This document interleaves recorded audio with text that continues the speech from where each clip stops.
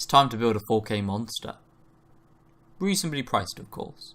With a 6-core i7 Enthusiast grade processor, 32GB of DDR4 memory, 4TB of storage with a really fast 250GB SSD, and a GTX 980 Ti, superclock with the ACX 2.0 video card, in 2-way SLI! 2-way SLI!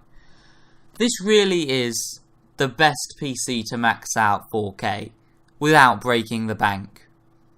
At £2,800, this is not cheap by any stretch of the imagination, but it will max out most things, or if everything, at 4K at 60 FPS.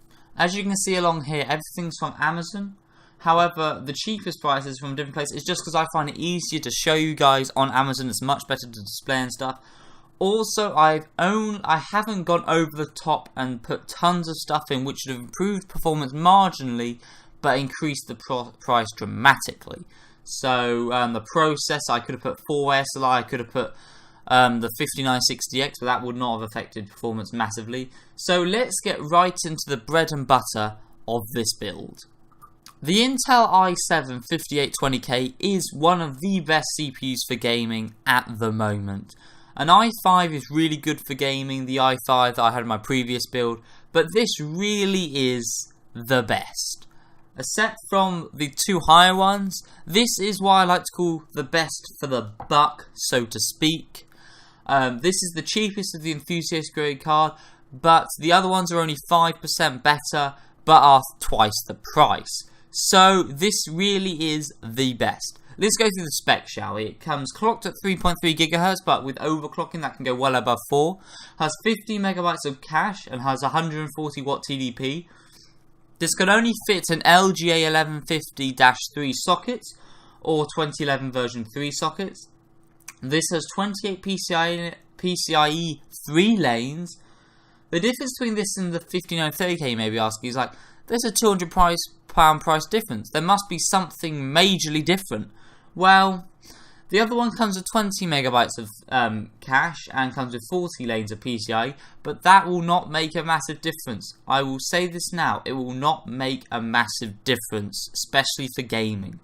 At £300, this really is the best Enthusiast grade processor for the price. Moving on to the cooling, you see we have the Corsair Hydro series and the H100i, all in one 240mm digital high performance rad liquid cooler for CPU. That's a really long title. Whoever designed that, thank you very much. You had to make me work for my money.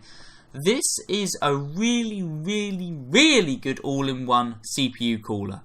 Really, look at all the reviews. Look at all of them. This cost £100, give or take, or $130. This really is a really good CPU. It will give you a good, not just a mild, a good overclock, a really good overclock. And if you're going to invest in an Enthusiast grade chip, you really need to have a good or Enthusiast grade CPU cooler. For £100, you don't get much better than this. This is the MSI Intel X99S SLI motherboard. This is ATX. This comes with 8 DDR4 slots and 12 USB 3 ports. It's down from $350 to $150. You have to buy this. If you're going to get this, this is the best motherboard at the moment for the price point. It supports all new Intel i7 Extreme processors with an LGA 2011-3 socket. I apologise before I said it was 1150. It's actually 1211. Can support quad channel DDR4 overclocked up to 1333 MHz. Can support Nvidia and AMD quad SLI and Crossfire, and really is, it looks awesome, and for £158 you can't get much better than this. For memory, we've gone with the crucial, lots of letters and numbers 32GB kit, which is 8GB times 4 DDR4, clocked at 2133 MHz. This is the cheapest DDR4 I can find at the minute. The next cheapest is about 230, but Crucial is a good brand, and for 32GB for £180, that's not much more expensive than DDR3. DDR3 at 32GB is about £120, £140. So for DDR4, this really is the best price to performance DDR4. And don't let let it be fooled if you see one clocked at 3000 megahertz. That's not going to make a massive difference to performance. It's all about price when it comes to RAM. For storage, I've gone with two options. This is the Samsung 250GB 850 EVO solid state drive. This, as you can see, is a #1 bestseller. Look at the reviews, man. It's one of the fastest solid state drives, and at the minute, one of the cheapest. Really, really good. However, storage is more personal. If you want tons of high storage, you can put a gigabyte, two 500 gigabytes in. And if you want tons of storage, you can put more hard drives in. But for the best balance, I've put this, and then here we have the Seagate 4TB solid state hybrid drive. This is a 4TB hard drive, so you will never run out of space. Unless you're a content creator, then you'll need 2 years to fill up this. But no, if you're working with 4K and stuff, this will fill up pretty quickly. But for most people buying this, this will be absolutely fine.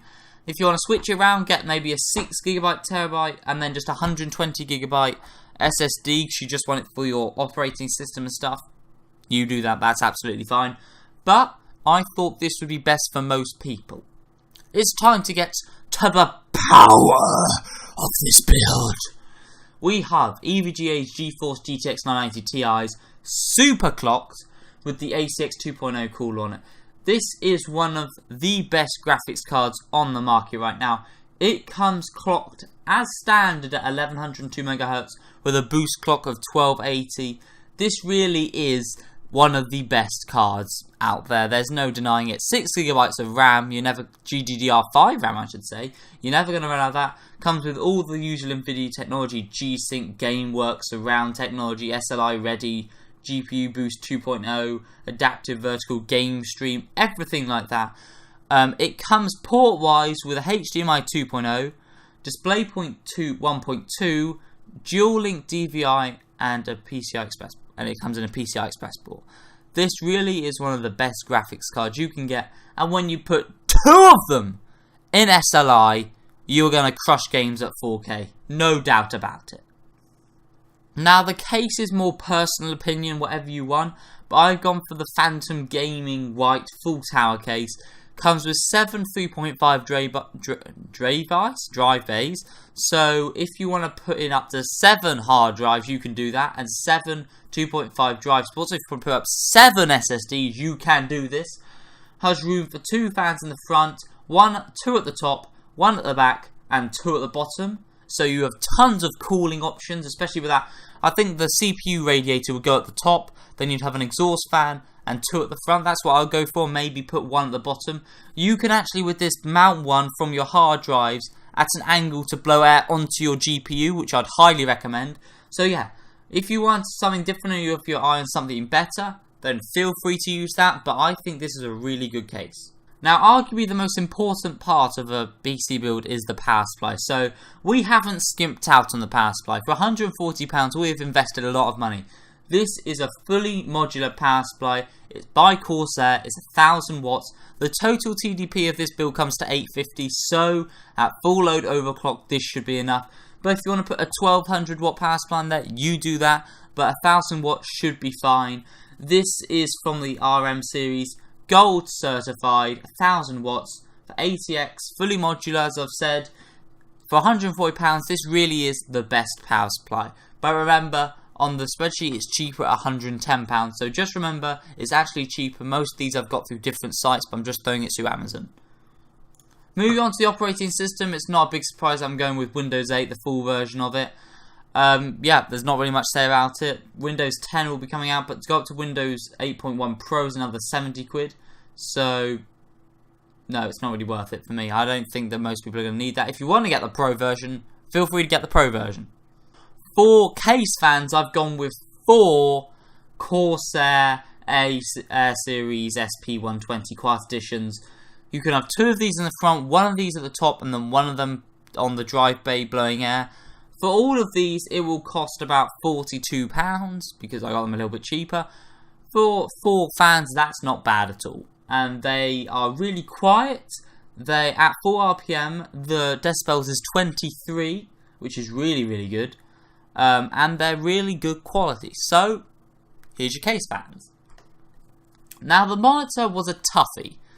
With a monitor, you want something that's really good, but you want something that, you know, will get the job done. You want low response time, you want good contrast ratio stuff, you want 4K and stuff like that. So I've gone with the Samsung 28-inch Ultra HDMI monitor. This is only a £300 monitor, but don't worry, it's got all the bells and whistles. Has a 1 millisecond response time, beautiful picture. Look at it, just looks so gorgeous. Has a 3840 by 2160 Ultra HD resolution, HDMI and DisplayPort connections, super thin bezels. It's perfect, guys. For £300, you can't get much better than this. Now, the keyboard and mouse are really personal preference. It doesn't really matter what you get. If you have a personal pet favourite, then you buy that keyboard. But the Corsair K30 Performance Colour Backlit Rubber Dome UK Gaming Board, oh my god, that's a mouthful. For 45 quid, looks a really compelling option and really good price and quality. But for the mouse, I've gone all out with the Logitech G502. This is a gaming mouse. If you just want a desktop mouse, or if you've got another mouse, use that. This is 11 programmable buttons, 5 on-the-fly DPI settings, and really is all that you'll need. It's a bestseller, so yeah, that's about it. So I've showed you everything in the build, I've gone through everything, I've showed you everything like that. If there's something small that you want to change, like you only want 16GB of RAM, or you want to get the X99 Deluxe motherboard, or you want to put a 1500 watt power supply in that, you do that if it makes you happy. Don't get angry at me though, I'm just trying to show you the best compromise of what I feel is best price to performance and quality. So, hope you've enjoyed. Next build will be coming up in a couple of days. Hope you found this one helpful. If you're looking to do this build, then feel free to go ahead. I'm going to be doing a graphics card review in a few days of my GTX 970. Is it still worth it, bear in mind that the 390's out? We'll have to see. Vote on the next one in the comments below. Do you want to see the console build, which I'm going to do for £500? Or do you want to see a little bit up from that, a £700-800 build for like the best price to performance? Let me know in the comment section below. I hope you've enjoyed, and I'll see you soon.